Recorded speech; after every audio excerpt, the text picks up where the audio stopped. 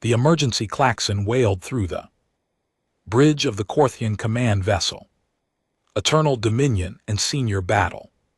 Coordinator Vexnar felt his secondary heart skip in perfect synchronization.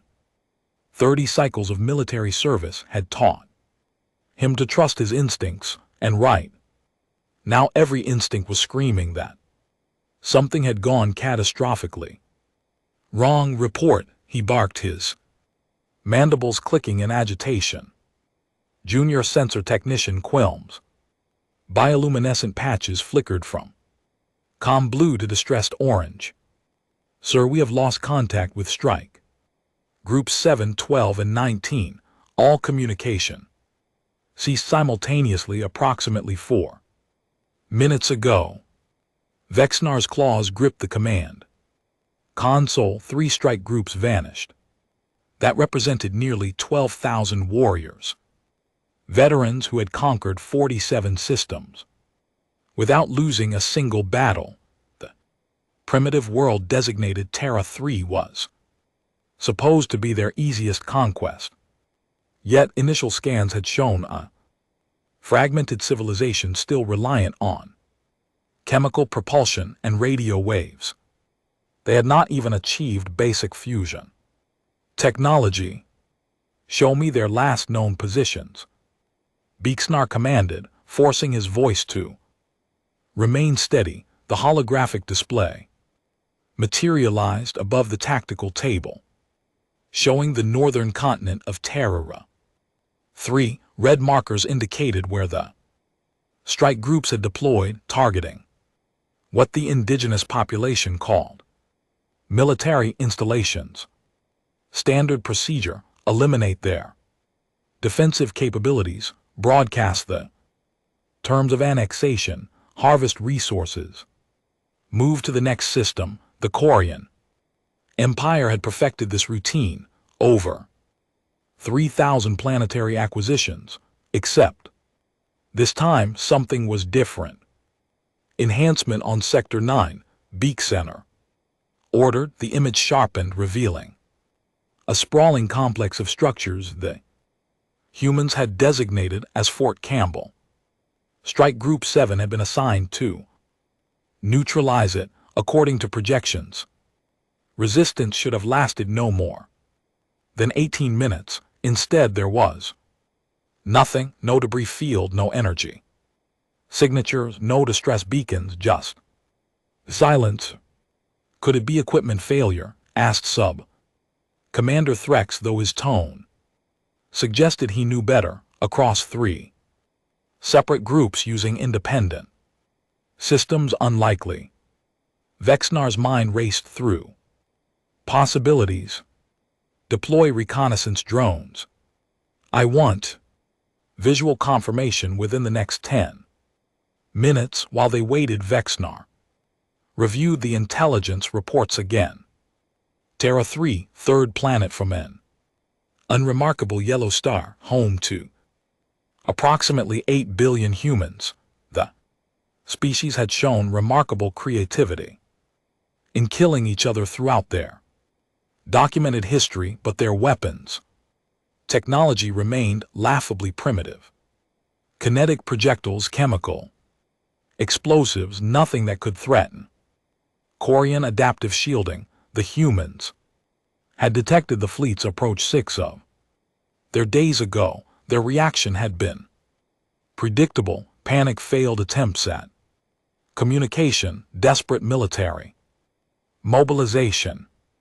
Some of their nation-states had even launched their crude nuclear weapons at each other, apparently assuming the invasion was some sort of elaborate hoax perpetrated by rival factions. Vexnar had found it amusing at the time.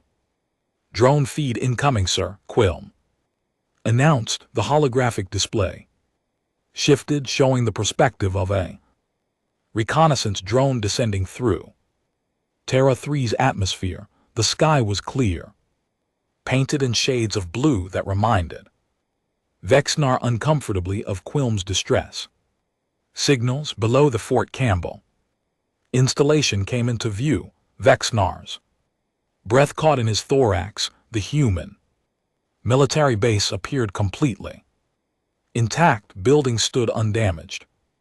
Vehicles sat in orderly rows, but surrounding the entire complex, arranged in a perfect perimeter, were the remains of Strike Group 7 not destroyed. Arranged. Every single Korean assault craft had been placed nose down in the ground, forming a circle around the base, like some sort of macabre monument. The ships were intact, but their hulls bore scorch marks that did not match any known weapon signature in the Galactic database. By the ancient darkness, Threx whispered what could do this before Vexar could respond. The drone's audio sensors picked up a sound, music. The humans were playing music from speakers mounted on their structures, loud, aggressive music with a driving rhythm. An incomprehensible lyrics screamed. Rather than sung, then a figure appeared. In the drone's view, a single human, standing atop one of their armored vehicles holding what appeared to be a primitive chemical propellant rifle. The human was wearing their standard camouflage uniform, but had added decorative elements that served no tactical purpose. A crimson cloth wrapped around the head, dark eye coverings, and a vest covered in small cylinders. The human looked directly at the drone, smiled in a way that showed far too many teeth, and waved, "Zoom in." On that individual, Vexar ordered, his voice barely above a whisper. The image enhanced. The human's face was young, probably in the early phase of their brief life cycle, but the eyes, those strange binocular eyes, sat in the front of the skull like a predator's held in expression Vexnar had seen countless times on countless battlefields. Human was enjoying this. The figure raised the primitive weapon, aimed with casual precision, and fired a single round. The drone's feed went black. "Sir, we have incoming transmission," Quilm reported. "It is audio only, originating from the planet's surface."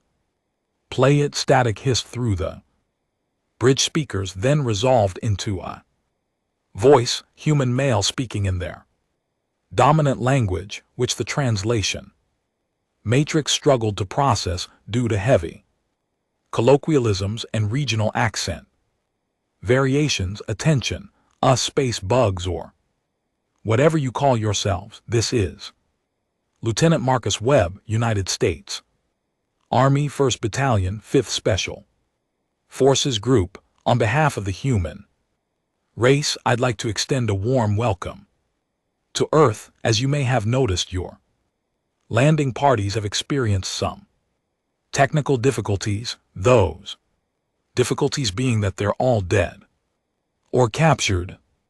Now I'm going to be real honest with you. We were expecting this to go differently. You were probably expecting this to go differently, but here's the thing about humans. We're really, really good at adapting and killing, mostly killing if we're being completely accurate." Vexar's mandibles hung open in shock. The translation was rough, but the meaning was clear enough. Humans had neutralized 3 strike groups. How? Their technology was centuries behind Korean standards. Lieutenant Webb continued, his tone shifting from casual to something darker. "See, when you showed up in our skies, we had a choice: roll over and accept whatever fate you had planned, or show you exactly why every single organism on this planet that tried to eat us ended up extinct, decorating our homes, or turned into livestock. We're apex predators, boys.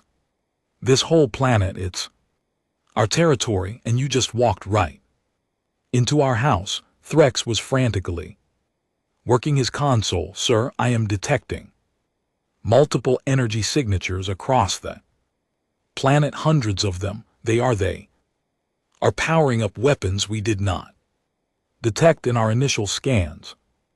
Impossible, Vexnar said, but his voice lacked conviction. The humans were hiding there. Capabilities, Quilm added, his patches now cycling through every color of extreme stress. Our scans were looking for energy signatures matching known galactic technology. They used different power sources, different materials, different design philosophies. Everything we saw was what they wanted us to see. The transmission resumed. Now I bet you're wondering how a bunch of primitives managed to take down your fancy shields and armor. Truth is, it wasn't that hard. Your force fields, they're designed to stop high energy attacks, plasma, lasers, particle beams. Right, great against other space-faring civilizations.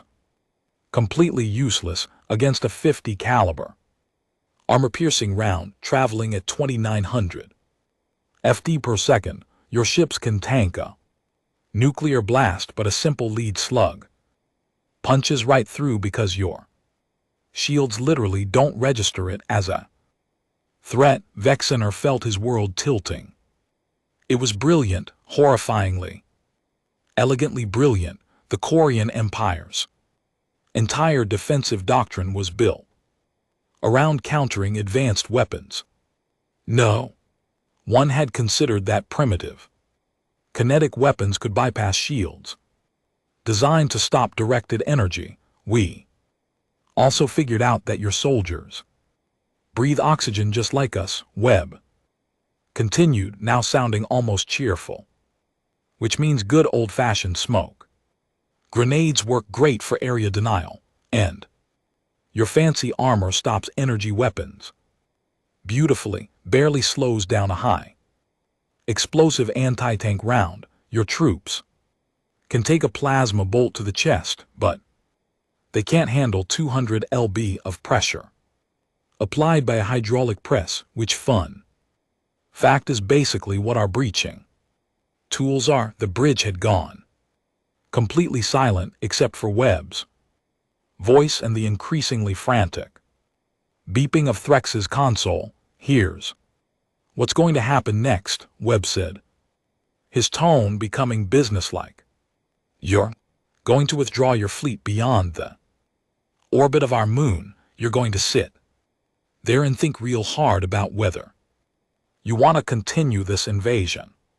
Because what happened to your ground forces? That was us being nice. We captured most of them alive. We followed the rules of warfare as defined by our Geneva Conventions. But if you decide to escalate, if you start bombarding our cities from orbit or deploying weapons of mass destruction, then we stop being nice. And trust me, alien friends, you do not want to see humans stop being nice. A new voice joined the transmission, older, speaking in a different accent. This is General Patricia Hayes, United States Central Command. We have activated defense protocols across all allied nations.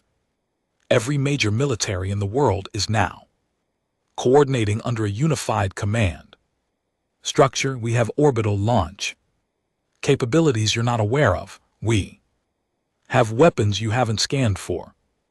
And we have 6 billion extremely angry humans who are very motivated to defend their home. Your move. The transmission ended. Vexnar stood frozen, processing what he had just heard. In his entire military career, spanning dozens of campaigns, he had never encountered resistance like this. The humans had not just fought back, they had studied their enemy, identified weaknesses in Korthian technology that no one had ever exploited, and executed a coordinated defense that turned overwhelming force into a liability.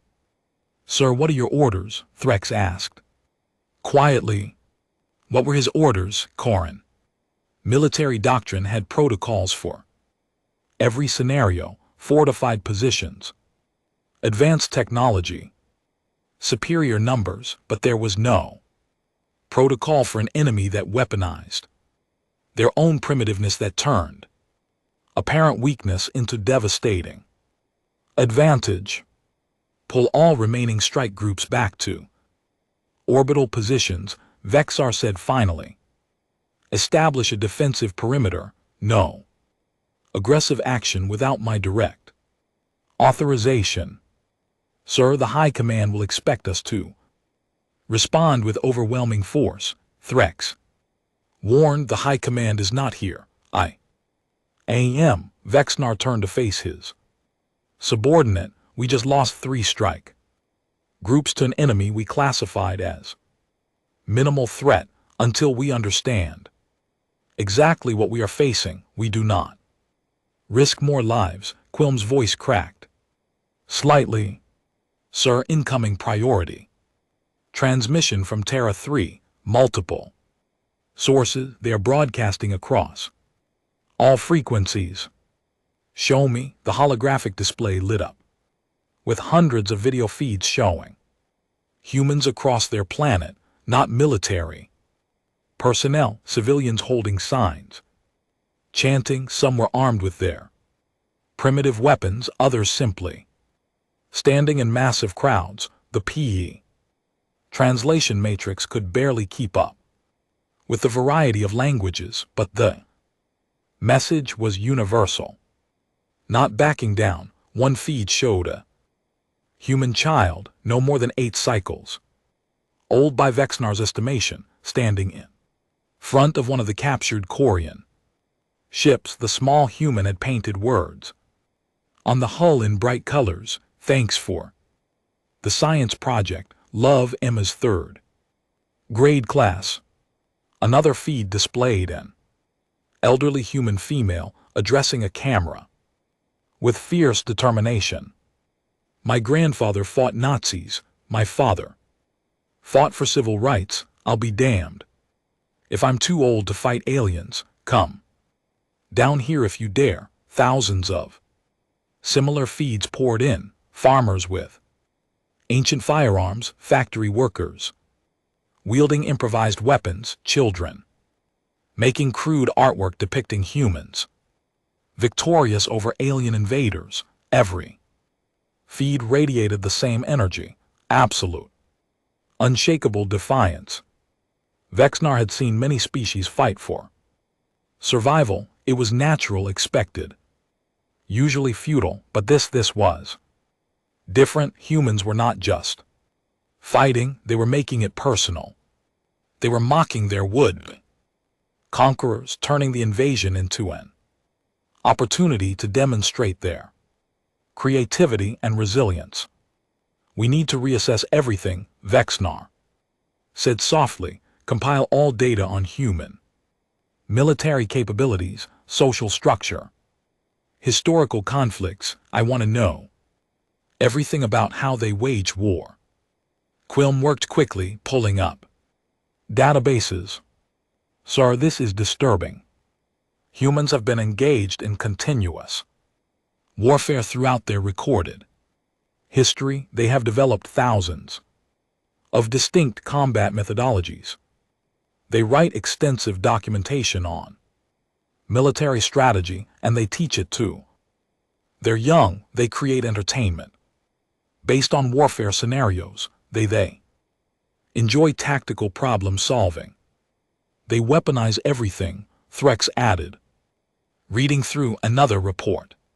They have turned natural diseases into biological weapons. They have used weather as a weapon. They have used economics, information, even food supplies as weapons. According to this, during one of their wars, a human commander used wooden horses filled with soldiers to infiltrate a fortified city. That was over 3,000 of their years ago, Quilm noted, and they still teach it as a valid strategy. Threx countered. They study their own history of violence and learn from it. They improve. They innovate. They're proud of it. Vexnar felt a chill run through his carapace. The Korean Empire conquered through superior technology and disciplined military force. It had worked for 3 millennia. But Earth had produced a species that treated warfare as both art and science, that had spent their entire evolutionary history competing with everything around them, including themselves. A new transmission request appeared on the console. Source: Cheyenne Mountain Complex, North American continent. Should I accept, sir? Quilm asked. Vexnar nodded slowly. A human face appeared on the display. Female, middle-aged, wearing a military uniform decorated with numerous colored ribbons that likely indicated achievements in combat. Her expression was neutral, professional, but her eyes held the same predatory focus as Lieutenant Webb's. Senior Battle Coordinator Vexnar, she said, pronouncing his name with surprising accuracy. I am General Amanda Foster. Strategic Command. We need to talk. Vexnar straightened his posture, a gesture of respect ingrained from decades of military protocol. General Foster, I am listening. The human general's face remained impassive. Good, because what I'm about to tell you might save both our species a lot of unnecessary bloodshed. We've analyzed the wreckage of your strike groups. We understand your technology now. Impressive, I'll admit. Your energy shielding is centuries beyond anything we've developed. Your propulsion systems are extraordinary. But here's what you need to understand about humanity: we don't need to match your technology, we just need to kill you, and we're exceptionally good at that. Threx shifted uncomfortably beside Vexnar, but the battle coordinator raised a claw for silence. Foster continued, her voice level and measured. Your soldiers fought well. They followed their training, used their equipment effectively, and showed genuine courage. When facing unexpected resistance, we respect that, but they were trained to fight other technologically advanced species. They weren't prepared for an enemy that would drive a gasoline tanker truck packed with fertilizer explosives into their formation, detonate it remotely, and then shoot the survivors with weapons your sensors couldn't detect until the bullets were already flying. That is barbaric, Vexnar said before he could stop himself. That's effective, Foster corrected, her tone sharpening. War isn't about honor or fairness, coordinator. It's about winning. And humans have been refining the art of winning for our entire existence. We fought wars in deserts, jungles, oceans, mountains, cities, and frozen wastelands. We fought with stones, with bronze, with steel, with chemicals, and with nuclear fire. Every environment on this planet has tried to kill us at some point. We're still here. Everything else isn't. Quilm pulled up a data file, his patches flickering nervously. Sir, I have compiled information on human conflict history. The numbers are unsettling. In just the last century of their development, humans have engaged in 2 global wars, multiple continental conflicts, and hundreds of regional confrontations. Estimated casualties exceed 200 million of their own species. They kill each other, Threx said, disbelief coloring his voice. In those numbers, and they're still functional as a civilization. We don't just survive our wars, we grow stronger from them, Foster said, apparently having heard the exchange through whatever monitoring equipment humans had deployed. Every conflict teaches us something. Every defeat makes Us more determined, every victory shows. Us new possibilities. You attacked Earth expecting primitives. What you got was a species that has turned survival into a competitive sport. Vexenar studied the human general's face. There was no boasting in her expression, no emotional display. She was simply stating facts as she understood them. That somehow made it more terrifying. What do you want, General? Vexenar asked. Right now I want you to withdraw your fleet to a safe distance while we figure out what happens next.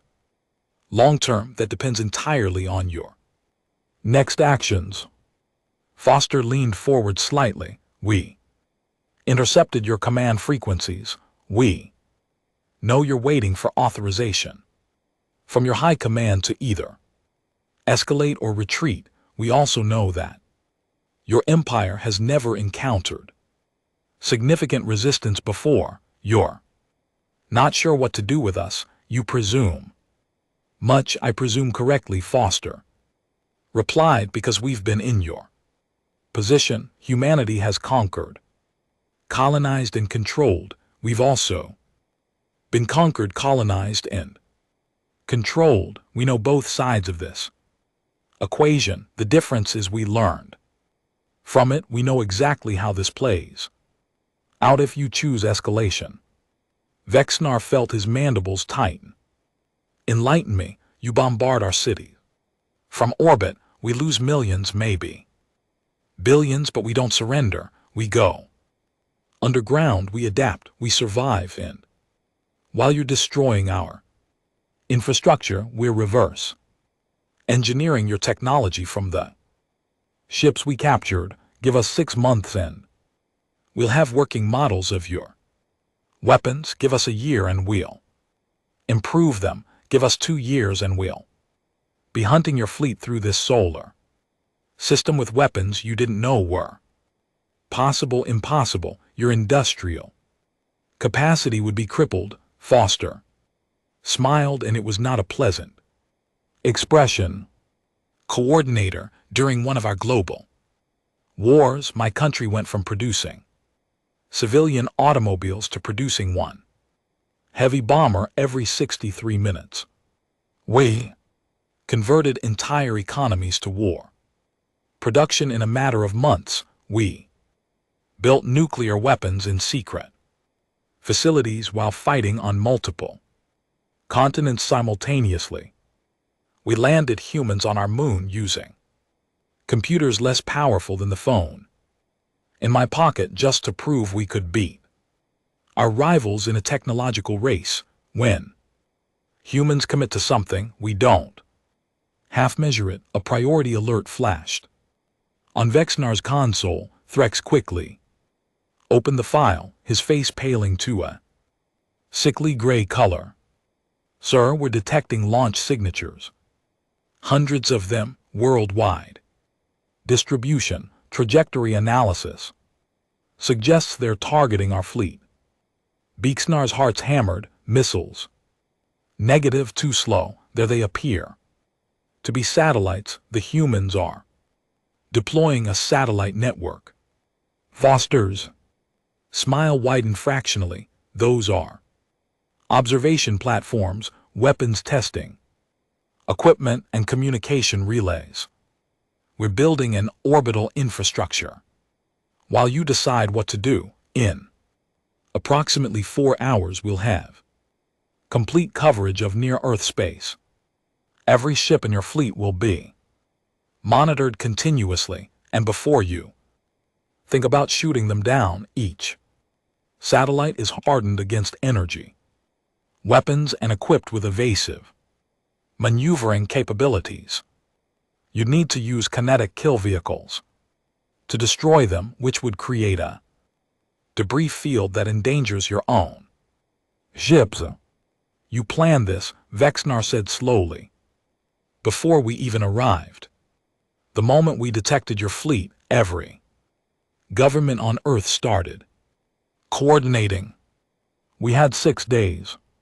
You'd be amazed what humans can accomplish when properly motivated. We didn't know if we could win a fight against you, but we knew we could make it expensive enough that you'd think twice. Quilm interrupted, his voice urgent. Sir, incoming transmission from High Command.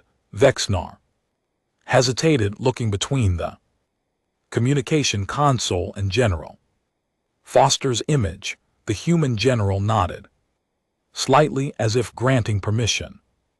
Accept it, Vexnar ordered. Supreme Commander Thexver's hologram materialized, his elaborate ceremonial armor gleaming. Battle Coordinator Vexnar, you will explain the unacceptable losses sustained in what should have been a routine subjugation operation.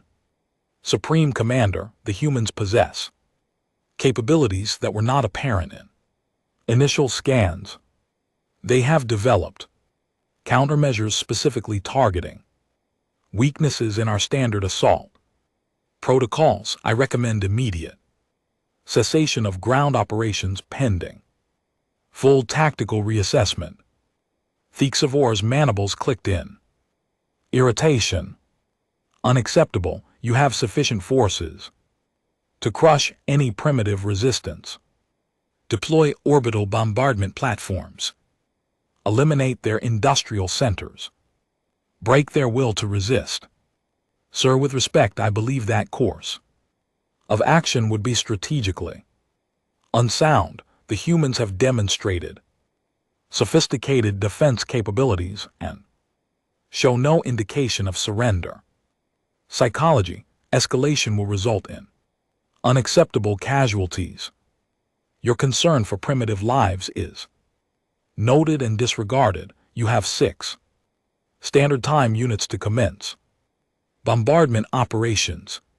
Failure to comply will result in your immediate replacement in court-martial. Vexvor out. The hologram vanished. Vexnar stood silent for a long moment, aware that every eye on the bridge was watching him, aware that General Foster could undoubtedly hear everything, aware that the next decision he made would determine the fate of thousands, perhaps millions of lives. General Foster, he said quietly, you were correct. My superiors have ordered orbital bombardment. I know, Foster replied. We intercepted the transmission, so here's my counter offer. You have 6 hours before your High Command expects compliance. In those 6 hours, you're going to gather every piece of data you have on human capabilities, human psychology, and human military history. You're going to compile it into a report, and you're going to send it to every commander. The Korean fleet, not just your High Command. That would be treason. That would be survival, Foster corrected.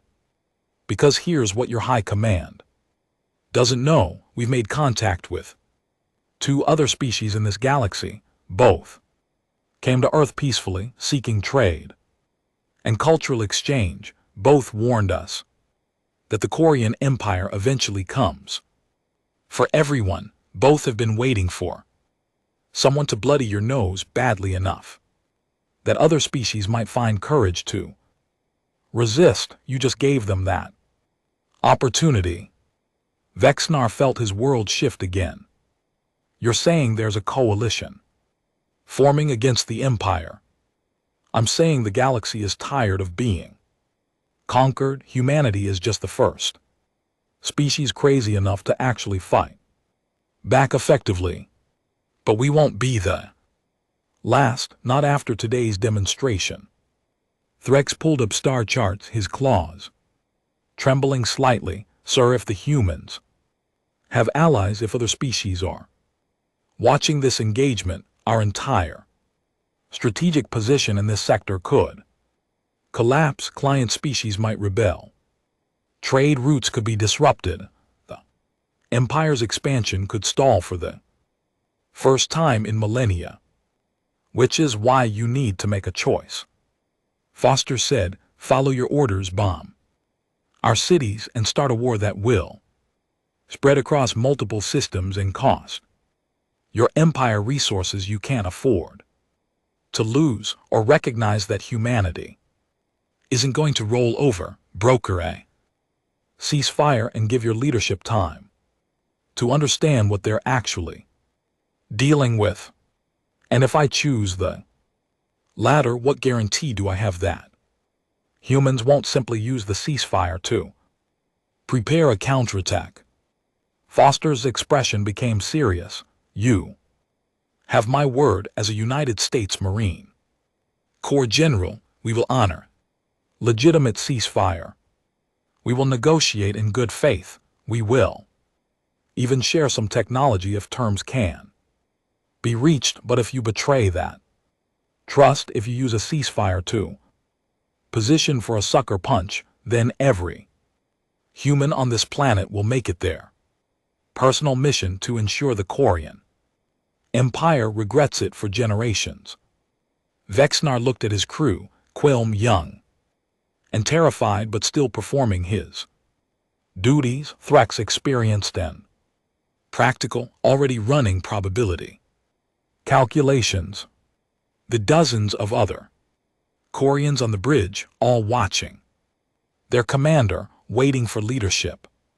He thought of the strike groups lost, good soldiers who had followed orders, believing they were part of a righteous expansion of civilization, dead or captured because intelligence had failed, because assumptions had proven fatally wrong. He thought of Supreme Commander Thixvor, safe in a command ship light years away, making decisions based on doctrine rather than reality. He thought of Lieutenant Marcus Webb standing on top of a primitive vehicle, waving at a reconnaissance drone with casual confidence, of General Foster calmly explaining exactly how humans would turn an invasion into a protracted nightmare.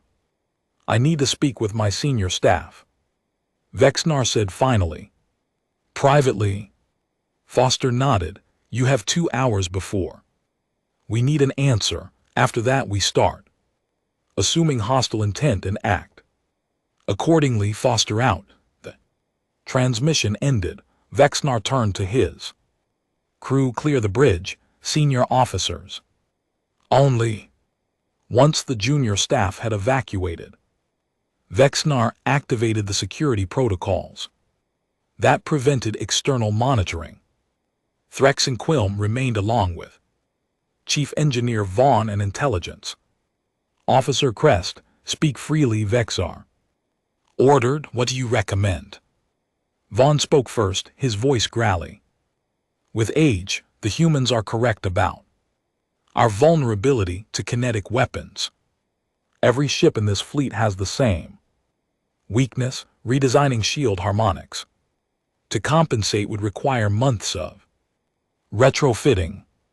Crest added, my analysis suggests humans are culturally predisposed to asymmetric warfare. They will exploit every advantage, ignore every convention, and weaponize anything available. Standard subjugation protocols are ineffective against such opponents.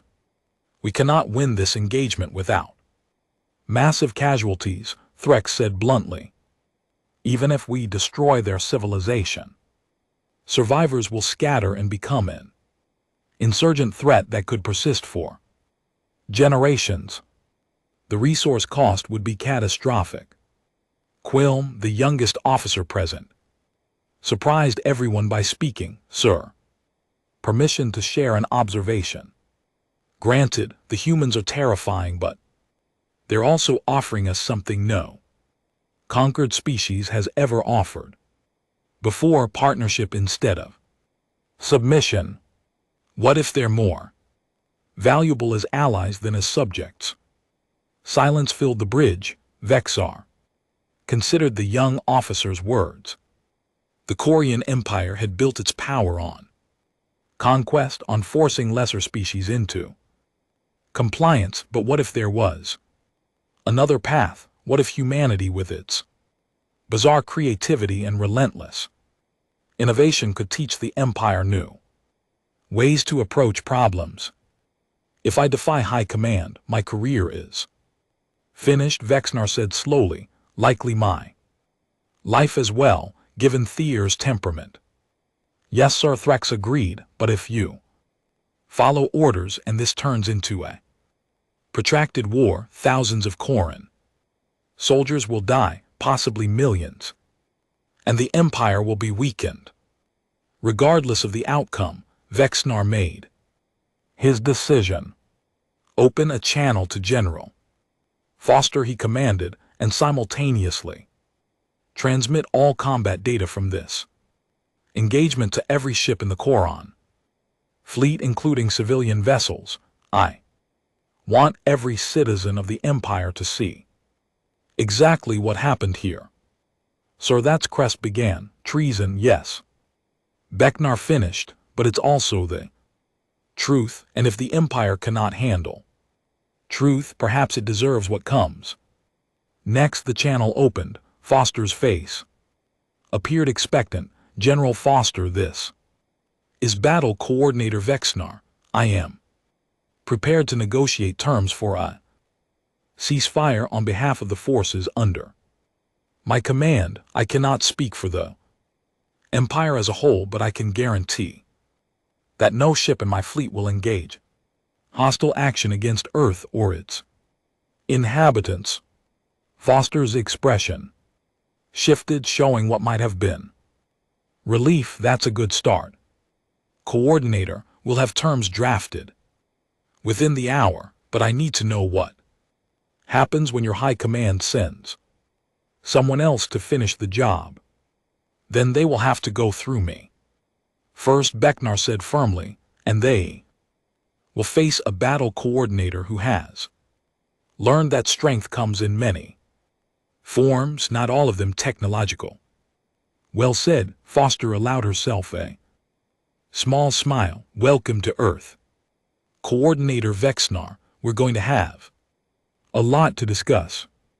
As the transmission ended, Vexnar felt the weight of consequences settling on his shoulders. He had betrayed his oath, defied his superiors, and fundamentally altered the trajectory of his civilization's expansion. But as he looked at the image of Earth hanging in the view screen, vibrant blue and green, against the darkness of space, he felt something else too. Hope. Perhaps he thought humanity's greatest weapon wasn't their creativity or their violence or their stubborn refusal to surrender. Perhaps it was their ability to turn enemies into allies, to find possibility in disaster, to look at an impossible situation and decide to make it work anyway. 3 months later, Senior Battle Coordinator Vexnar stood in the United Nations Assembly Hall, addressing representatives from every nation on Earth. Behind him, holographic displays showed Corran ships working alongside human vessels, constructing the first joint research station in orbit.